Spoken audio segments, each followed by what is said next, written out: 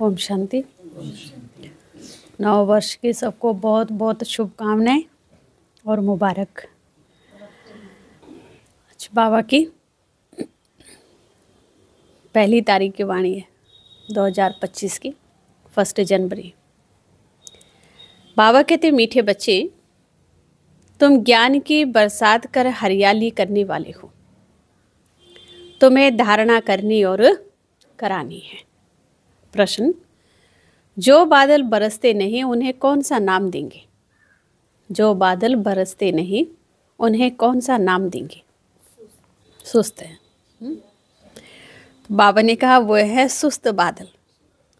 चुस्त वह है जो बरसते हैं। अगर धारणा हो तो बरसने के बिना रह नहीं सकते। जो धारणा कर दूसरों को नहीं कराते उनका पेट पीठ से लग जाता है। वह गरीब हैं, प्रजा में चले जाते हैं। दूसरा प्रश्न है, याद की यात्रा में मुख्य मेहनत कौन सी है? उत्तर है अपने को आत्मा समझ बाप को बिंदु रूप में याद करना। बाप जो है जैसा है उसी स्वरूप से यथार्थ याद करना, इसमें ही मेहनत है। गीत है आज का, जो पिया के साथ है उसके लिए ज्ञान की बरसात है। ओम शांति।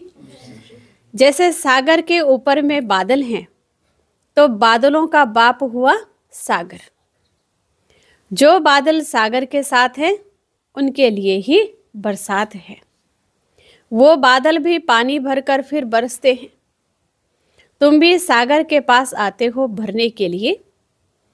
सागर के बच्चे बादल तो हो ही, जो मीठा पानी खींच लेते हो। अब बादल भी अनेक प्रकार के होते हैं।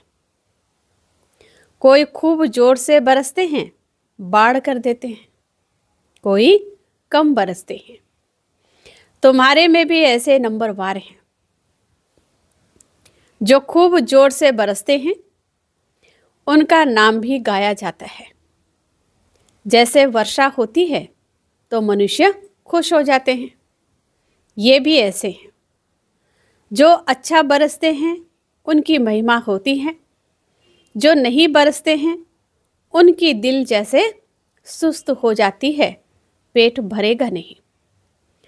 पूरी रीति धारणा ना होने से पेट जाकर पीठ से लगता है। फैमन होता है तो मनुष्यों का पेट पीठ से लग जाता है। अकाल पड़ता है तो पेट, बाबा कहते, पीठ से लग जाता है।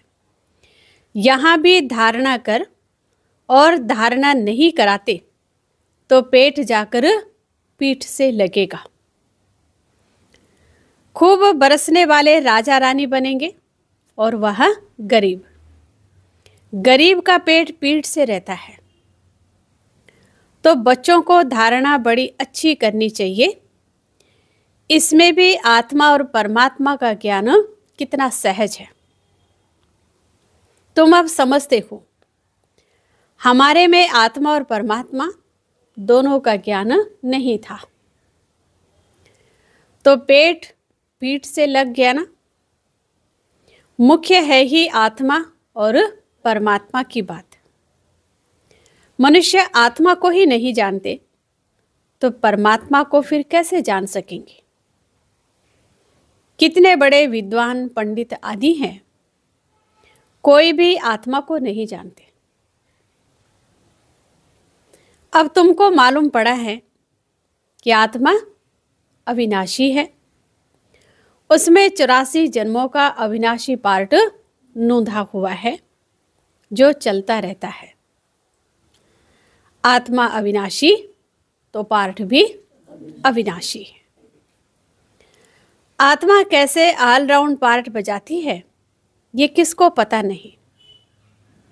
वो तो आत्मा सो परमात्मा कह देते हैं।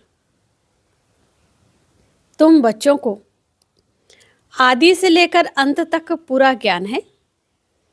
वो तो ड्रामा की आयु ही कितनी बताते, लाखों वर्ष कह देते।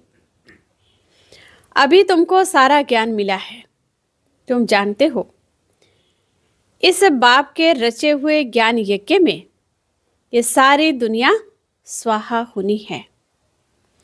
इसलिए बाप कहते हैं कि देह सहित जो कुछ भी है ये सब भूल जाओ। क्या याद रखना है? सब स्वाहा होना ना, सब भूल जाओ, अपने को आत्मा समझो। बाप को और शांति धाम स्वीट होम को याद करो। ये तो है ही दुख धाम। तुम्हारे में भी नंबरवार पुरुषार्थ अनुसार समझा सकते हैं। अभी तुम ज्ञान से तो भरपूर हो, बाकी सारी मेहनत है याद में। जन्म जन्मांतर का देह अभिमान मिटाकर देही अभिमानी बने, इसमें बड़ी मेहनत है। कहना तो बड़ा सहज है, परंतु अपने को आत्मा समझें और बाप को भी बिंदु रूप में याद करें, इसमें मेहनत है। बाबा कहते मैं जो हूं जैसा हूं ऐसा कोई मुश्किल याद कर सकते हैं।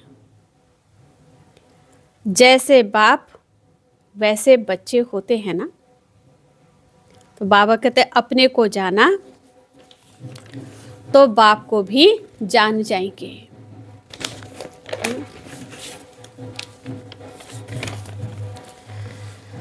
तुम जानते हो पढ़ाने वाला एक ही बाप है, पढ़ने वाले बहुत हैं। बाप राजधानी कैसे स्थापन करते हैं वह तुम बच्चे ही जानते हो। बाकी ये शास्त्र आदि सब क्या हैं? भक्ति मार्ग की सामग्री है। समझाने के लिए हमको कहना पड़ता है, बाकी इसमें घृणा की कोई बात नहीं। शास्त्रों में भी ब्रह्मा का दिन और ब्रह्मा की रात कहते हैं, परंतु समझते नहीं हैं। रात और दिन आधा आधा होता है। सीढ़ी पर कितना सहज समझाया जाता है। मनुष्य समझते हैं कि भगवान तो बड़ा समर्थ है, वो जो चाहे सो कर सकते हैं। लेकिन बाबा क्या कहते?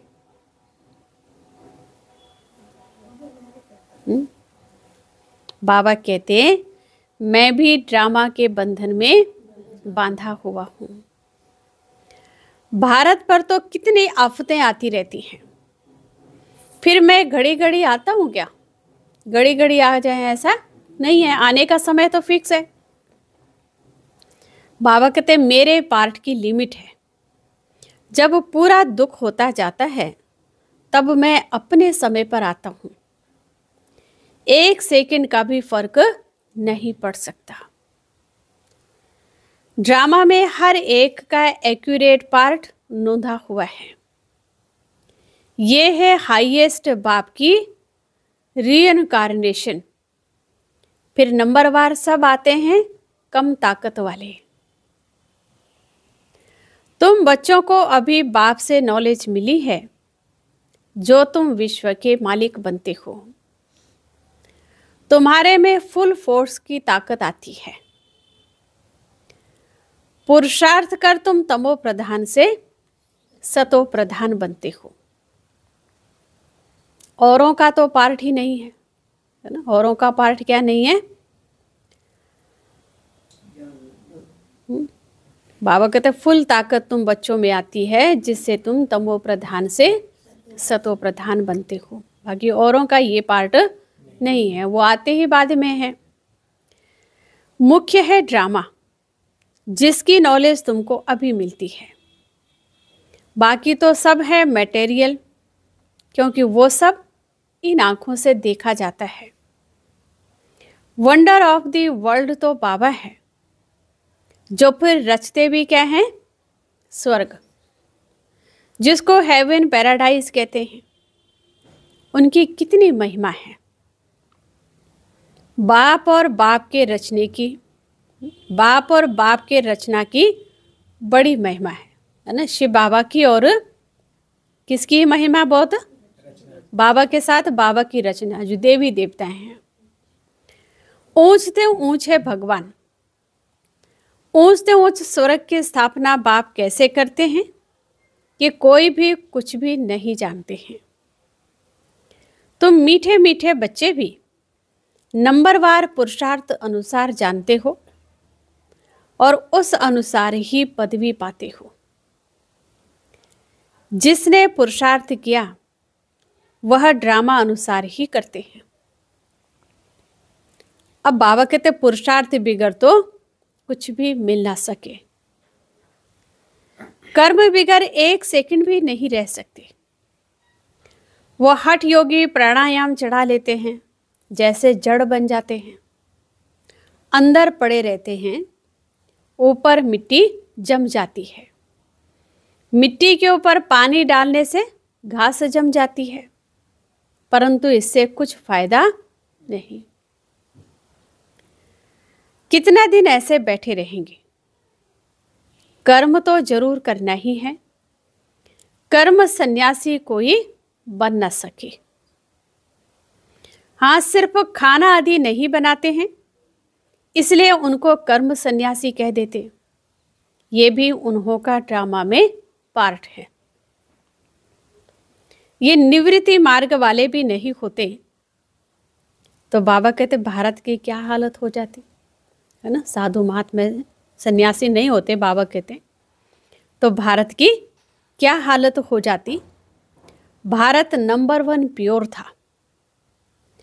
बाप पहले पहले प्योरिटी स्थापन करते हैं, जो फिर आधा कल्प चलती है ना। पवित्र दुनिया की पवित्रता की बाबा स्थापना करते, जो फिर कितना समय चलता?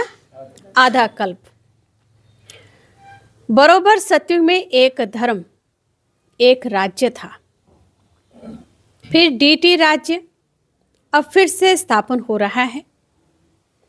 ऐसे अच्छे अच्छे स्लोगन बनाकर मनुष्यों को सुजाग करना चाहिए। फिर से डीटी राज्य भाग्य आकर लो। अभी तुम कितना अच्छी रीति समझते हो। श्री कृष्ण को श्याम सुंदर क्यों कहते, ये भी तुम जानते हो। वो भी अभी है ना, अभी ये सब जानते हैं कि श्री कृष्ण को श्याम सुंदर क्यों कहते हैं। आजकल तो बहुत ही ऐसे ऐसे नाम रख देते हैं। श्री कृष्ण से कंपटीशन करते हैं। तुम बच्चे जानते हो पतित राजाएं कैसे पावन राजाओं के आगे जाकर क्या करते, माथा टेकते हैं, परंतु जानते थोड़ी है द्वापर कलयुग के राजा सतयुग त्रेता के राजाओं के आगे जाके माथा टेकते हैं। वो भी राजा, लेकिन वो पावन राजाएं हैं और द्वापर कलयुग में पतित राजाएं हैं। तो बाबा कहते हैं तुम बच्चे जानते हो जो पूज्य थे वही फिर पुजारी बन जाते हैं। अभी तुम्हारी बुद्धि में सारा चक्र है, ये भी याद रहे तो अवस्था बड़ी अच्छी रहे। परंतु माया सिमरन करने नहीं देती है, भुला देती है। सदैव हर्षित मुख अवस्था रहे तो तुमको देवता कहा जाए, है ना। देवताएं कैसे होते हैं? हर्षित मुख। तो बाबा कहता है सदैव हर्षित मुख अवस्था रहे तो तुमको क्या कहा जाए? फिर देवता कहा जाए। लक्ष्मी नारायण का चित्र देख कितना खुश होते हैं। राधे कृष्ण अथवा राम आदि को देख इतना खुश नहीं होते, क्योंकि श्री कृष्ण के लिए शास्त्रों में हंगामे की बातें लिख दी हैं। ये बाबा बनता भी श्री नारायण है ना। बाबा तो इन लक्ष्मी नारायण के चित्र को देख के बहुत खुश होते हैं। बाबा कहते बच्चों को भी ऐसे समझना चाहिए। बाकी कितना समय इस पुराने शरीर में होंगे, फिर जाकर प्रिंस बनेंगे। ये एम ऑब्जेक्ट है ना, ये भी सिर्फ तुम जानते हो। तो फिर बाबा कहते ये भी तुम जानते हो, ये हमारा लक्ष्य है, ऐसा बनना है। तो बाबा कहते खुशी में कितना गदगद होना चाहिए। जितना पढ़ेंगे उतना ऊंच पदवी पाएंगे। पढ़ेंगे नहीं तो क्या पदवी मिलेगी? कहाँ विश्व के महाराजा महारानी, कहाँ साहूकार प्रजा में नौकर चाकर। सब्जेक्ट तो एक ही है, सिर्फ मन मनाभव मध्य जीभव, अल्फ और बे, याद और ज्ञान। इनको कितनी खुशी हुई, अल्फ को अल्लाह मिला, बाकी सब दे दिया। किनको खुशी हुई? ब्रह्मा बाबा को। बाबा कहते कितनी बड़ी लॉटरी मिल गई, बाकी क्या चाहिए? तो क्यों ना बच्चों के अंदर में खुशी रहनी चाहिए? नहीं, इतनी बड़ी लॉटरी मिल गई, भगवान मिल गया, जैसे बेहद की बादशाही मिलती है, तो बाबा कहते हैं बच्चों के अंदर फिर कितनी खुशी रहनी चाहिए।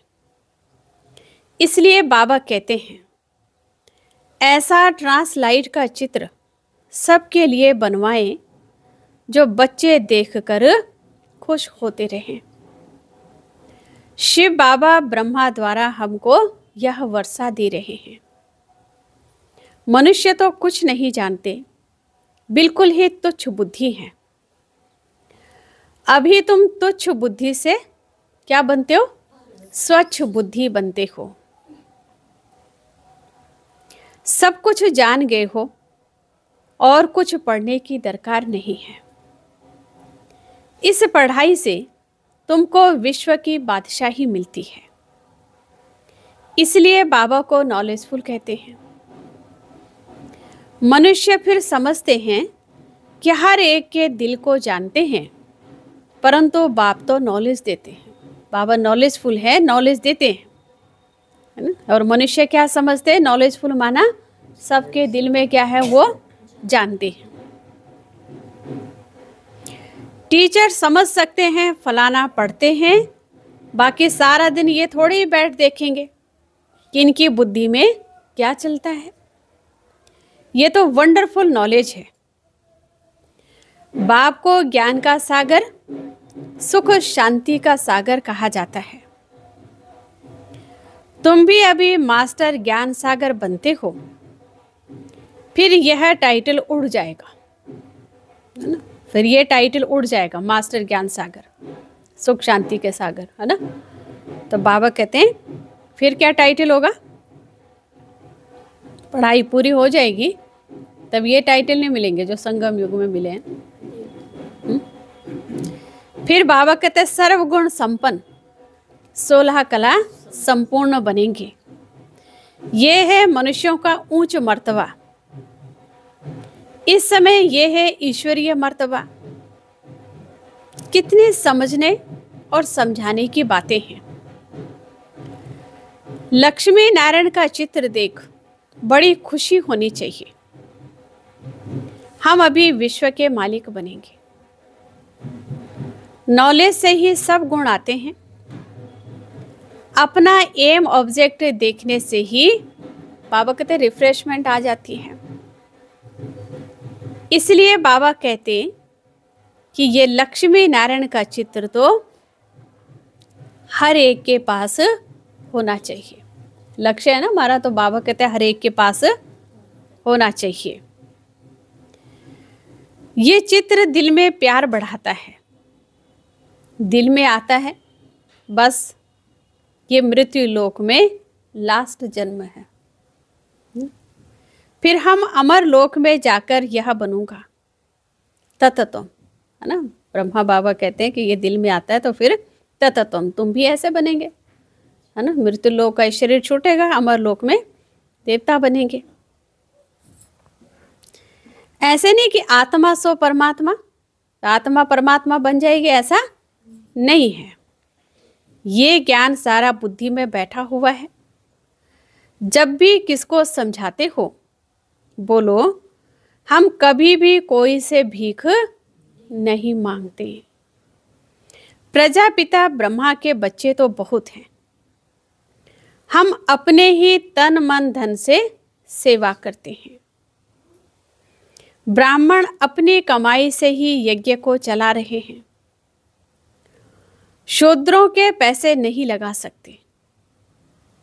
ढेर बच्चे हैं, वो जानते हैं जितना हम तन मन धन से सर्विस करेंगे, सरेंडर होंगे, उतना ही ऊंच पदवी पाएंगे। जानते हैं बाबा ने बीज बोया है। कौन से बाबा ने बीज बोया? ब्रह्मा बाबा ने। तो ये लक्ष्मी नारायण बनते हैं। पैसे यहाँ काम में तो आने नहीं हैं, क्यों न इस कार्य में लगा दें। फिर क्या सरेंडर होने वाले भूख मरते हैं क्या? जो समर्पित हो जाते हैं तो बाबा कहते भूख मरते हैं क्या? बहुत संभाल होती रहती है। बाबा की कितनी संभाल होती रहती है। ये तो शिव बाबा का रथ है ना, सारे वर्ल्ड को हेवन बनाने वाला है। ये है हसीन मुसाफिर। परम पिता परमात्मा तो आकर सबको हसीन बनाते हैं। तुम सांवरे से गोरा हसीन बनते हो। तो बाबा कहते कितना सलोना साजन है, आकर सबको क्या बना देते? गोरा बना देते हैं। उन पर तो कुर्बान जाना चाहिए, है ना। ऐसे बाबा पे तो कुर्बान जाना चाहिए, याद करते रहना चाहिए। जैसे आत्मा को देख नहीं सकते, जान सकते हैं, वैसे परमात्मा को भी जान सकते हैं। देखने में तो आत्मा परमात्मा दोनों एक जैसे बिंदु हैं। बाकी तो सारी नॉलेज है। ये बड़ी समझ की बातें हैं। बच्चों की बुद्धि में यह नोट रहनी चाहिए। बुद्धि में नंबरवार पुरुषार्थ अनुसार धारणा होती है। डॉक्टर लोगों को भी दवाइयां याद रहती है ना। ऐसे नहीं कि उस समय किताब उठा के देखेंगे, नहीं, किताब पढ़ें कौन सी दवाई देनी है। तो बाबा कहते हैं बुद्धि में सब पॉइंट रहती हैं। डॉक्टरी की भी पॉइंट होती हैं, बैरिस्टरी की भी पॉइंट्स होती हैं। तुम्हारे पास भी पॉइंट्स है, टॉपिक्स हैं जिस पर समझाते हैं। कोई पॉइंट किसको फायदा कर लेती है, कोई को किस पॉइंट से तीर लग जाता है। पॉइंट तो बहुत ढेर के ढेर हैं। जो अच्छी रीति धारणा करेंगे वह फिर अच्छी सर्विस करेंगे। आधा कल्प से बाबा कहते महारोगी क्या है? महारोगी पेशेंट है ना। कब से रोग लगे? द्वापर युग से। आत्मा पतित बनी है, उनके लिए एक अविनाशी सर्जन दवाई देते हैं। वो सदैव सर्जन ही रहते, कभी बीमार नहीं होते हैं। और तो सब बीमार पड़ जाते हैं, है ना। सब बीमार पड़ते हैं, लेकिन एक अविनाशी सर्जन है शिव बाबा जो कभी बीमार नहीं पड़ते। अविनाशी सर्जन एक ही बार आकर मन मनाभव का इंजेक्शन लगाते हैं। कितना सहज है। तो बाबा कहते चित्र को पॉकेट में रख दो सदैव, है ना। पॉकेट में क्या पड़ा रहे? चित्र बाबा कहते रख दो। किस लिए रखना है? हम ऐसे बनेंगे। कैसे बनेंगे? लक्ष्मी नारायण है। बाबा नारायण का पुजारी था, तो लक्ष्मी का चित्र निकाल अकेला नारायण का चित्र रख दिया। अभी पता पड़ता है जिसकी हम पूजा करते थे वह अब बन रहे हैं। लक्ष्मी को विदाई दे दी तो ये पक्का है हम लक्ष्मी नहीं बनूंगा। लक्ष्मी बैठ पैर दबावे, ये अच्छा नहीं लगता था। बाबा को चित्र अच्छा नहीं लगा, इसलिए लक्ष्मी को हटा दिया। तो बाबा कहते हैं उनको देखकर पुरुष लोग स्त्री से पैर दबवाते हैं, वहां थोड़ी लक्ष्मी ऐसे पैर दबाएगी, है ना। सतयुग में विश्व की महारानी, वो थोड़ी ऐसे पैर दबाएगी। ये रस्म रिवाज वहां होती नहीं, पांव दबाने की रस्म रिवाज सतयुग में होती नहीं, वहां ऐसे थकावट ही नहीं होगी कोई। ये रस्म, हाँ बाबा कहते यहाँ की है, रावण राज्य की है। इस चित्र में सारी नॉलेज है, ऊपर में त्रिमूर्ति भी है। इस नॉलेज को सारा दिन सिमरन कर बड़ा वंडर लगता है। भारत अब स्वर्ग बन रहा है। कितनी अच्छी समझानी है, पता नहीं मनुष्यों की बुद्धि में क्यों नहीं बैठती है। आग बड़े जोर से लगेगी, बंबोर को आग लगनी है। रावण राज्य तो जरूर खलास होना चाहिए ना। यज्ञ में भी पवित्र ब्राह्मण चाहिए। ये बड़ा भारी यज्ञ है, सारे विश्व में प्योरिटी लाने का। वो ब्राह्मण भी भल ब्रह्मा की औलाद कहलाते हैं, परंतु वह तो कुक वंशावली है। ब्राह्मण परिवार में जन्म हुआ तो अपने को ब्राह्मण कहलाते हैं। बाबा कहते ब्रह्मा की संतान तो पवित्र मुख वंशावली थे ना, तो उन्हों को ये समझाना चाहिए। अच्छा, मीठे मीठे सिक्के लधे बच्चों प्रति माता पिता बाप दादा का याद प्यार और गुड मॉर्निंग। रूहानी बाप की रूहानी बच्चों को नमस्ते। हम रूहानी बच्चों की रूहानी बाप दादा को दिलवा जान सिकवा प्रेम से नमस्ते, ओम शांति। धारणा के लिए मुख्य सार है, स्वच्छ बुद्धि बन वंडरफुल ज्ञान को धारण कर बाप समान नॉलेजफुल बनना है।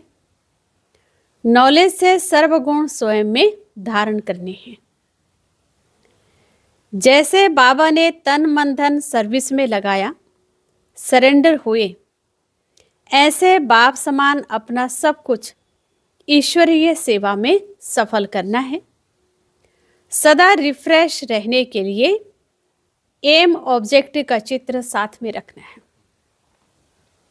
रिफ्रेश होने के लिए क्या करना है, जो लक्ष्य है लक्ष्मी नारायण का है, जो चित्र है बाबा कहते हैं उसको साथ में रखना है ना। बीच बीच में निकाल के देखते रहे, ऐसे बनना है।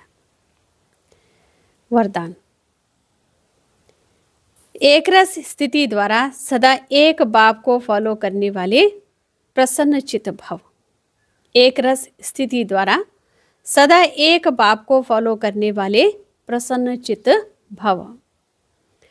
आप बच्चों के लिए ब्रह्मा बाप की जीवन एक्यूरेट कंप्यूटर है। जैसा आजकल कंप्यूटर द्वारा हर एक प्रश्न का उत्तर पूछते हैं, ऐसे मन में जब भी कोई प्रश्न उठता है तो क्या क्यों कैसे के बजाय ब्रह्मा बाप के जीवन रूपी कंप्यूटर से देखो। क्या और कैसे का क्वेश्चन ऐसे में बदल जाएगा। प्रश्न चित्त के बजाय प्रसन्न चित्त बन जाएंगे। प्रसन्न चित्त अर्थात एक रस स्थिति में एक बाप को फॉलो करने वाले। स्लोगन, आत्मिक शक्ति के आधार पर सदा स्वस्थ रहने का अनुभव करो। आत्मिक शक्ति के आधार पर सदा स्वस्थ रहने का अनुभव करो। विशेष नोट है, सभी ब्रह्मा वत्स 1 जनवरी से 31 जनवरी 2025 तक विशेष अंतर्मुक्ता की गुफा में बैठ योग तपस्या करते हुए पूरे विश्व को अपने शक्तिशाली मनसा द्वारा विशेष सकाश देने की सेवा करना चाहिए। इसी लक्ष्य से इस मास के पत्र पुष्प में जो अव्यक्त इशारे भेजे गए हैं वो पूरे जनवरी मास में मुरली के नीचे भी लिख रहे हैं। आप सभी इन पॉइंट्स पर विशेष मनन चिंतन करते हुए मनसा सेवा के अनुभवी बने। तो आज के लिए है, अपने शक्तिशाली मनसा द्वारा सकाश देने की सेवा करो। तो कैसे करनी है? आप शांति दूत बच्चे कहाँ भी रहते, चलते फिरते सदा अपने को शांति दूत समझकर चलो, है ना। शांति दूत बच्चे हो, कहाँ भी रहते, चलते फिरते सदा अपने को शांति दूत समझकर चलो, जो स्वयं शांत स्वरूप शक्तिशाली स्वरूप में स्थित होंगे, वह दूसरों को भी शांति और शक्ति के सकाश देते रहेंगे। अच्छा जी, ओम शांति।